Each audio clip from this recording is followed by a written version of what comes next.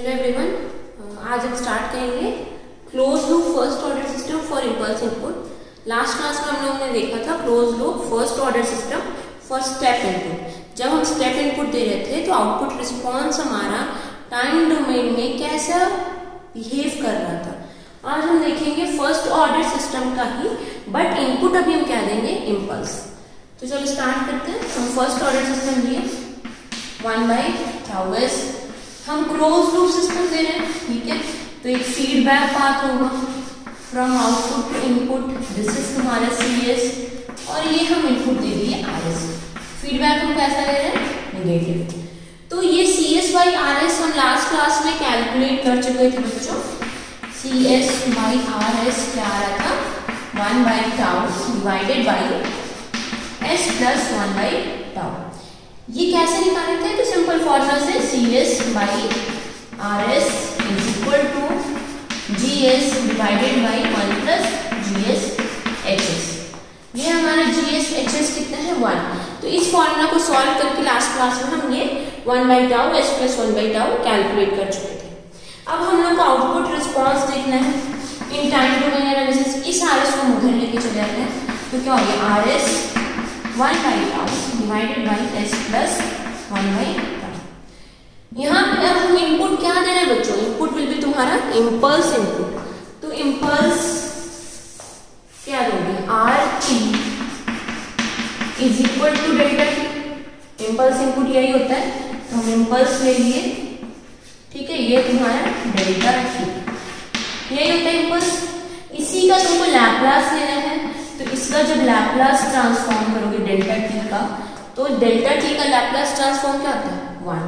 अगर यही हम A डेल्टा T ले रहे बच्चों, तो लैप्लास ट्रांसफॉर्म क्या होगा, A। अगर डेल्टा T का लैप्लास ट्रांसफॉर्म 1 है, तो A डेल्टा T का विल बी A, ठीक है। तो यहाँ पे भी हम इनपुट दे रहे हैं क्या, A ऑफ डेल्टा T, तो उसका लैप्लास क्या है, A। तो यहाँ पे पुट कर दो A into 1/τ divided by S plus 1/τ, simple. तो ये हो जाएगा तुम्हारा A/τ divided by S plus 1/τ। ये है तुम्हारा किसमें, लैप्लास ट्रांसफॉर्म। सॉरी, ये लैप्लास डोमेन में, S डोमेन में है। तुमको किसमें ट्रांसफॉर्म करना है, टाइम डोमेन में, क्योंकि हम यहाँ पे कौन सा एनालिसिस कर रहे हैं, टाइम डोमेन एनालिसिस कर रहे हैं। तो जब तुम CS को CT में कन्वर्ट करोगे टाइम डोमेन में, तो हम लोग सब पढ़ चुके हैं लैप्लास ट्रांसफॉर्म कैसे निकालते हैं, इनवर्स लैप्लास ट्रांसफॉर्म कैसे होता है। तो A/τ is a constant, A/τ को कांस्टेंट ले लो, 1/S plus 1/τ। Shifting in S domain, S में शिफ्टिंग हो रहा है, फ्रीक्वेंसी डोमेन में शिफ्टिंग हो रहा है, तो यहाँ पे क्या हो जाएगा, e⁻⁻t/. तो ये हो गया तुम्हारा output of impulse input for first order close loop system. ये हो गया तुम्हारा आउटपुट। अब इसका रिस्पॉन्स देखते हैं। तो देखो भाई, डायरेक्टली तुम इक्वेशन से देख के जज कर सकते हो कि ये कैसा है, एक्सपोनेंशियली डिक्रीजिंग फंक्शन है, एक्सपोनेंशियली डिक्रीजिंग फंक्शन है। तो इसका आउटपुट रिस्पॉन्स है वो एक्सपोनेंशियली डिक्रीजिंग नेचर का होगा। तो चलो कैलकुलेट कर लेते हैं। ये है हमारा CT A/τ e⁻⁻t/τ। तो इसमें पुट कर दो t इक्वल टू 0, तो कितना जाएगा, A⁻e⁻⁻0 1, दैट में comes out to B A/τ। फिर तुम पुट कर दो t इक्वल टू τ, तो कितना जाएगा, A/τ e⁻⁻1, e⁻⁻1 कितना होता है, 0.37, तो 0.37 A/τ। Similarly C equal to, चलो डायरेक्टली 4τ पुट करते हैं, तो 4τ पे क्या जाएगा, A/τ e⁻⁻4, e⁻⁻4 का वैल्यू क्या होगा, 0.018 A/τ।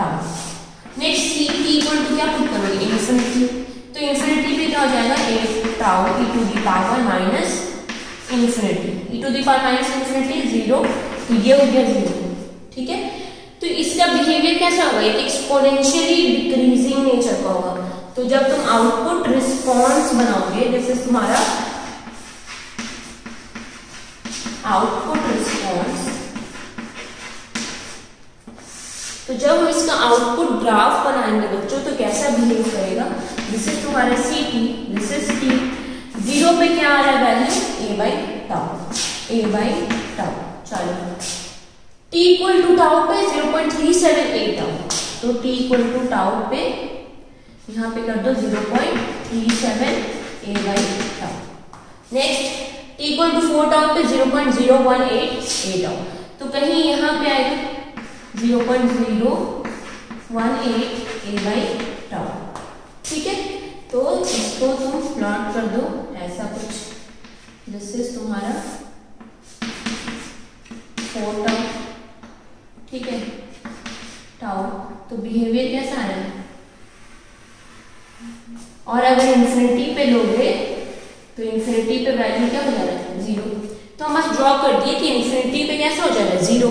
तो ये एक एक्सपोनेंशियली डिक्रीजिंग ग्राफ होगा, तो फर्स्ट ऑर्डर इंपल्स इनपुट के लिए जो तुम्हारा आउटपुट रिस्पॉन्स होगा वो कहीं ना कहीं इंफिनिटी टाइम पे जाके 0 होगा, सेटल डाउन हो जाएगा इंफिनिटी।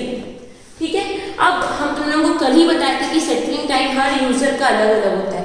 अगर तुम चाहोगे कि हाँ 2% एरर बैंड में ही सेटल कर जाए, यानी एरर बैंड 2% है, तो सेटलिंग टाइम क्या होगा, कल बताया था settling time will be 2% error band के लिए 4 टाउ, यानी सिस्टम तुम्हारा 4 टाउ पे ही जाके क्या हो जाएगा, सेटल कर जाएगा, क्योंकि after settling time exponential term will be 0। After settling time exponential term 0 हो जाता है। तो अगर हम ऐसा बोले कि किसी भी सिस्टम का सेटलिंग टाइम 4 टाउ है, तो 4 टाउ पे जाके एक्सपोनेंशियल टर्म क्या हो जाएगा 0। ठीक है, मतलब सिस्टम यही सेटल कर जाता है, यही सेटल कर जाता तुम्हारा सिस्टम। समझ में आ रहा है? तो ये सेटलिंग टाइम किस पर डिपेंड कर रहा है, यूजर पे, ये पूरा का पूरा यूजर पर डिपेंड कर रहा है। तो ये तुम्हारा आउटपुट रिस्पॉन्स आ गया। अब नेक्स्ट क्या पढ़ेंगे, तो नेक्स्ट हम देखेंगे एरर। ठीक है, क्योंकि क्लोज लूप सिस्टम है तो एरर देखेंगे। कल ही बताया था कि एरर 2 टाइप का होता है ना, हमारे पास जो एरर है वो 2 टाइप का होता है, एक सिस्टम एरर और दूसरा आउटपुट एरर। सिस्टम एरर को हम कैसे डिफाइन किए थे, सिस्टम एरर वो जो तुम्हारे सिस्टम के, जो तुम्हारे इनपुट के कांस्टेंट को फॉलो करे। तो स्टेप इनपुट के लिए कांस्टेंट क्या था, एम्पलीट्यूड, और यहाँ पे हम कौन सा इनपुट ले रहे हैं, इंपल्स इनपुट। तो इंपल्स इनपुट के लिए कांस्टेंट क्या होगा, एरिया। रैंप के लिए क्या होगा, स्लोप। यानी सिस्टम जो होगा वो चाहेगा कि हम किसको फॉलो करें, हम एरिया को, एरिया इनपुट के एरिया को फॉलो करें। ठीक है, तो सिस्टम एरर हो गया। आउटपुट क्या चाहेगा, आउटपुट किसको फॉलो करना चाहता है, तो output will follow the input. ठीक है, तो इस तरह से हमारे पास 2 टाइप का एरर था।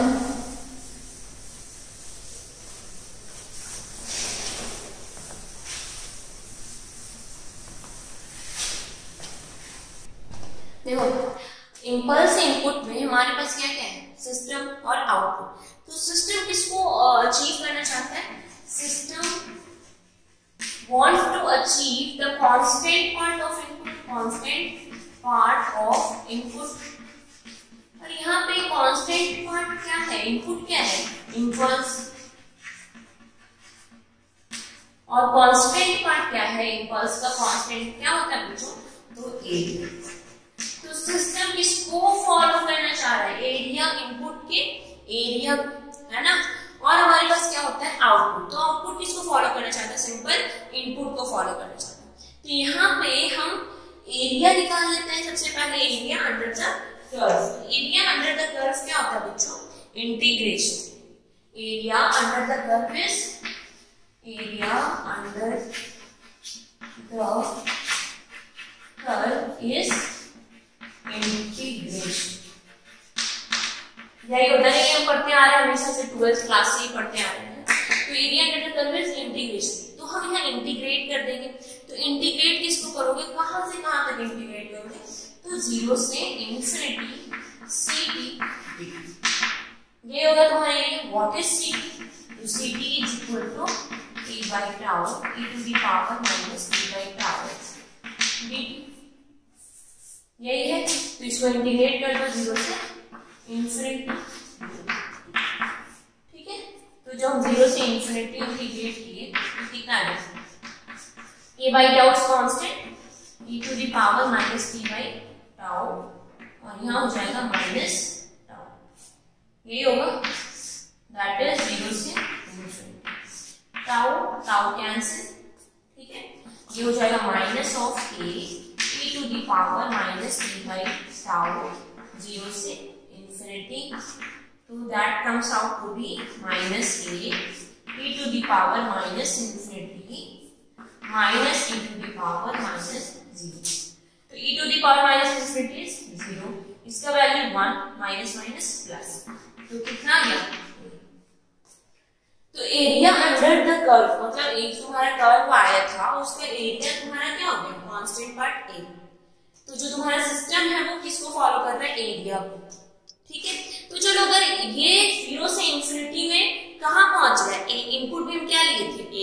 तो हम ये देखते हैं कि 0 से 4 टाउ के टाइम पे कहां पहुंचेगा, 0 से 4 टाउ पे कहां पहुंचेगा वो देख लेते हैं। अगर हम मान लिए कि सिस्टम जो है वो 2% एरर बैंड को टॉलरेट कर रहा है, अगर सिस्टम 2% एरर बैंड को टॉलरेट कर पा रहा है तो वो कितने टाइम में सेटल कर जाएगा? 4 टाउ। उसका सेटलिंग टाइम क्या हो जाएगा? 4 टाउ। तो हम निकालते हैं कि 4 टाउ टाइम में वो कितने एरिया को कवर कर, तो 4 टाउ टाइम में तुम्हारा कितना एरिया कवर हो रहा है वो देख लेते हैं। 0 to 4 tau ct dt। What is ct बच्चों? a by tau e to the power minus t by tau dt, ठीक है। ये a by टाउ कांस्टेंट हो गया, e to the power minus t by tau into minus tau, tau cancel, limit क्या करेंगे? 0 से 4 tau. तो ये आ गया तुम्हारा minus of t e to the power minus t by tau 0 to 4 tau. तो ये हो जाएगा तुम्हारा minus e to the power minus 4 minus e to the power minus 0। Minus को अंदर लेके चले जाओ तो it will become minus minus plus, तो e to the power minus 0 minus of e to the power minus 4। e to the power minus 0 is 1, e to the power minus 4 is 0.018। तो 1 minus 0.018 करो, 1 minus 0.08, 1 minus 0.08 करो, 1 minus 0.018, it will comes out to be 0.982, 0.982 means 4 time में system तुम्हारा settle कर जा रहा है और उतने टाइम में सिस्टम कितना एरिया अचीव कर रहा है? तो 0.982 एरिया अचीव कर रहा है, ठीक है। हमारे पास सिस्टम में टोटल एरिया कितना है? ए। उसका कितना परसेंट कर रहा है? जी 98.2%, क्योंकि तुम कितना परसेंट एरर को टॉलरेट कर रहे हो? सिर्फ 2%, तभी तो सेटलिंग टाइम क्या है? 4 tau. As simple is that, बहुत ही सिंपल है, बस लॉजिक क्लियर रखना कि सेटलिंग टाइम क्या होता है। 2% एरर अगर हम टॉलरेट कर पा रहे हैं तो कितना एरिया कवर करेगा? ऑब्वियसली 98 पॉइंट कुछ एरिया तुम्हारा कवर करेगा, ठीक है। तो ये हो गया तुम्हारा कॉन्सेप्ट एरिया का। नेक्स्ट जब हम एरर देखेंगे तो एरर हमारे पास कितना था बच्चों? 2, सिस्टम एरर और आउटपुट एरर। तो सिस्टम किसको फॉलो कर रहा है? एरिया को। तो सिस्टम एरर को कैसे डिफाइन करोगे? System error that will be equal to input area minus output area. तो इनपुट कितना दे रहे हो? ए। आउटपुट क्या है? 0 से t ct। जिस टाइम तक के लिए लेना हो आउटपुट के एरिया को उस टाइम तक के लिए लो। तो दिस इज तुम्हारा सिस्टम एरर। तो इस तरह से हम सिस्टम एरर को कैलकुलेट करें। Next output error, output equal to input minus output, ठीक है। हम लोग सब जानते हैं कि जो तुम्हारा इंपल्स होता है, इंपल्स इनपुट, वो तुम्हारा क्या होता है? अनडिफाइंड होता है, डिफाइंड नहीं है। तो यहाँ पे इनपुट में क्या लिखेंगे? अनडिफाइंड। डिफाइंड है क्या बच्चों? नहीं। तो क्या लिखोगे अनडिफाइंड, और आउटपुट क्या आया था a by tau e to the power minus t by, ठीक है। ये डिफाइन नहीं है, इनपुट इसका डिफाइन नहीं है, इसलिए output error does not exist, ठीक है। तो ये हो गया तुम्हारा system error, output error, output response of impulse input. तो इम्पल्स में हम इतना ही देखेंगे।